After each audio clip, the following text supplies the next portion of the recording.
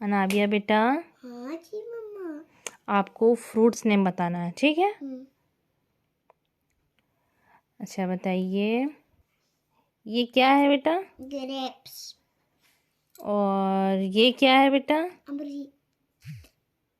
Strawberry. क्या है? Strawberry. ये क्या है बेटा? बनाना। ये क्या है बेटू? ऑरेंज। Very good. ये क्या है? एप्पल। ये क्या है बेटा? पाइनएप्पल। ये क्या है बेटा? पपाया। Very good. ये क्या है बेटा? मैंगो। क्या है बेटा? मैंगो। ये क्या है बेटा? गुआवा। Very good. ये क्या है बेटू? चीनी। और ये क्या है? पोमेग्रेनेट। Very good. ये क्या है? जैकफ्रूट। Very good. ये क्लैप करो, क्लैप करो। वाह।